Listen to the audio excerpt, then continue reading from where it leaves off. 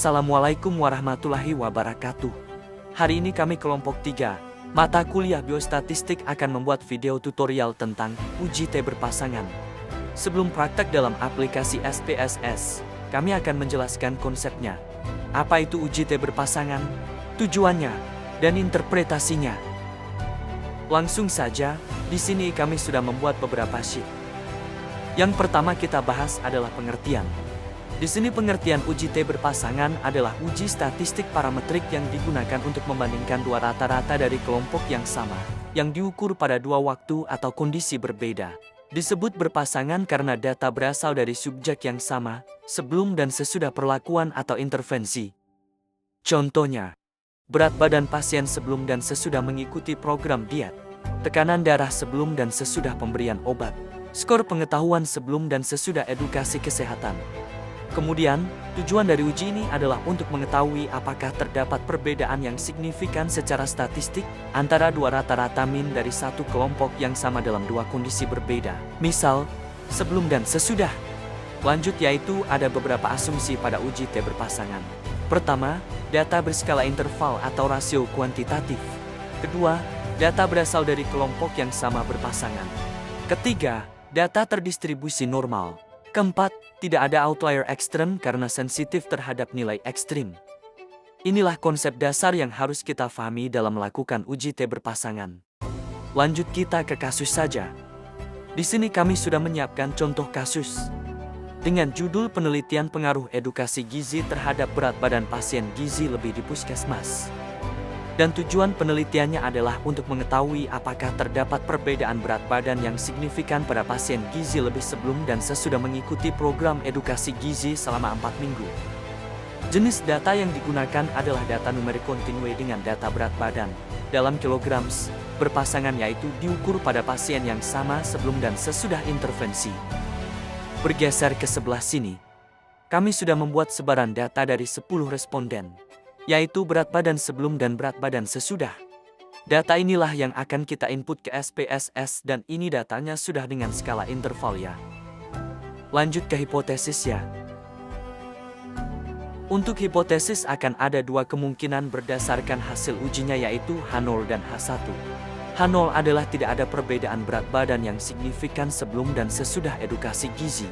Dan H1 adalah ada perbedaan berat badan yang signifikan sebelum dan sesudah edukasi gizi. Kemudian kita juga harus mengetahui hasil output SPSS yang akan kita gunakan untuk analisis nantinya.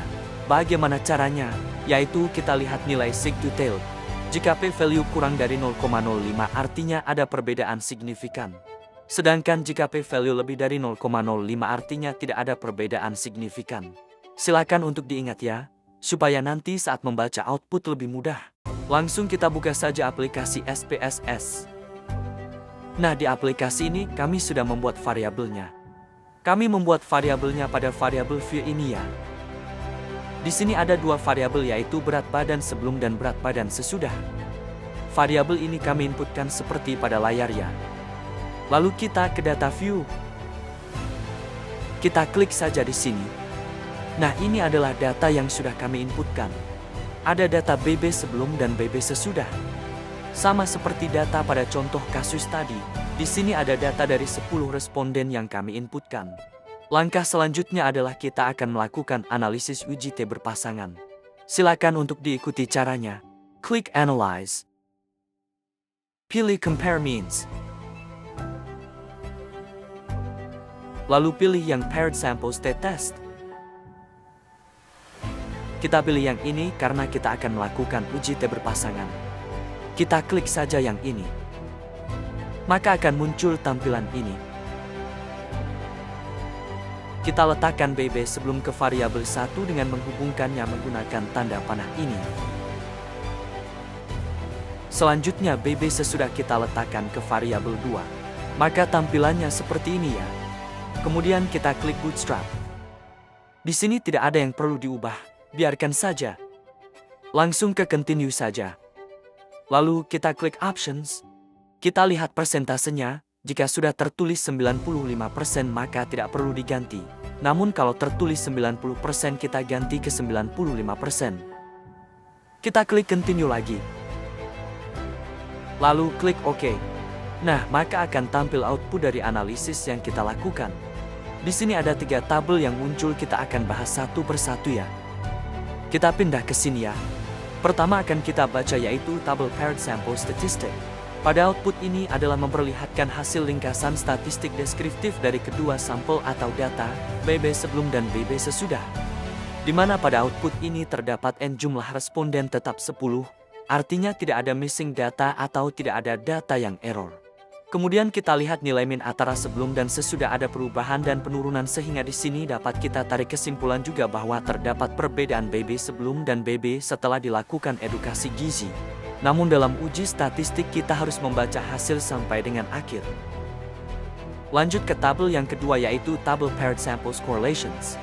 Pada output kedua ini adalah hasil korelasi atau hubungan antara dua data atau variabel, BB sebelum dan BB sesudah.